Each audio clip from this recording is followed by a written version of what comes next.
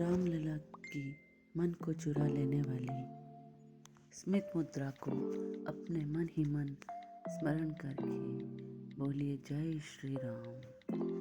साथियों, आज 23 जनवरी जन्म दिवस है नेताजी सुभाष चंद्र बोस का। आज हम उनकी जीवनी के बारे में जानेंगे।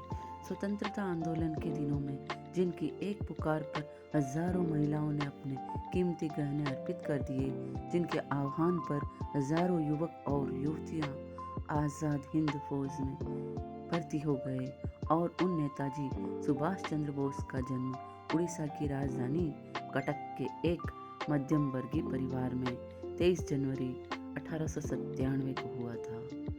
यानी कि आज ही के दिन इस नवरत्न का जन्म हुआ था। सुभाष के अंग्रेज भक्त पिता राय बहादुर जानकीनाथ चाहते थे कि वह अंग्रेजी आचार विचार और शिक्षा को अपनाएं, विदेश में जाकर पढ़े तथा ICS बनकर अपने कुल का नाम रोशन करे।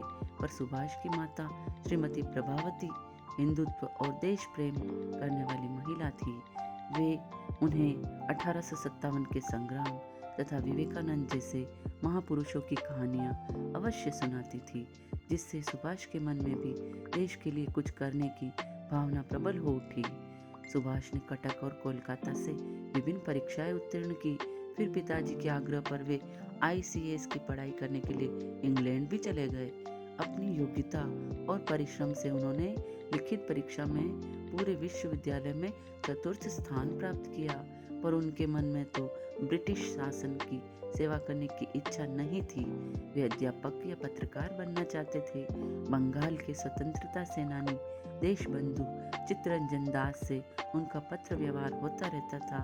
उनके आग्रह पर वे भारत आकर कांग्रेस में शामिल हो गए। कांग्रेस में उन दिनों गांधी जी और नेहरू जी की तूती बोल रही थी। उनके निर्देश पर सुभाष बाबू ने अनेक आंदोलनों में भाग लिया और 12 बार जेल की यात्रा भी की। 1938 में गुजरात के हरिपुरा में हुए राष्ट्रीय अधिवेशन में वे कांग्रेस के अध्यक्ष बनाए गए, पर फिर उनके गांधी जी से कुछ मतभेद हो गए। गांधी जी चाहते थे कि प्रेम और अहिंसा से आज़ादी का आंदोलन चलाया जाए, पर सुभाष बाबू उग्र साधनों को अपनाना चाहते थे। कांग्रेस के अधिकांश लोग सुभाष बाबू का समर्थन करते थे। युवक वर्ग तो उनका दीवाना ही था। सुभाष बाबू ने अगले साल मध्य प्रदेश के त्रिपुरी में हुए अधिवेशन में फिर से अध्यक्ष बनना चाहा, पर गांधी जी ने पट्टा भी सीतारामैया को खड़ा कर दिया। सुभाष बाबू भारी बहुमत से फिर भी चुनाव जीत गए। इससे गांधी जी के दिल को बहुत चोट लगी।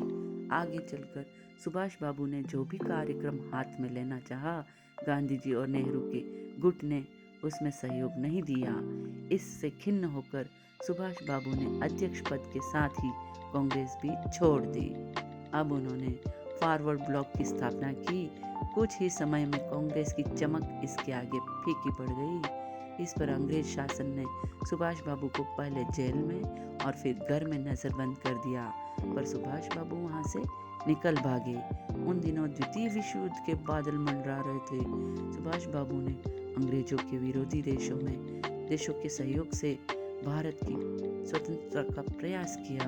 उन्होंने आज़ाद हिंद फौज के सेनापति पद से जय हिंद, चलो दिल्ली तथा तुम मुझे खून दो, मैं तुम्हें आज़ादी दूंगा का नारा दिया, पर दुर्भाग्य से उनका यह अथक प्रयास भी सफल न हो पाया और जापान में भी उन्होंने बहुत प्रयास किया, आज़ाद हिंद सेना बनाई, लेकिन भारतीयों का पूरा साथ नहीं मिलने की वजह से उनका यह प्रयास सफल नहीं हो पाया।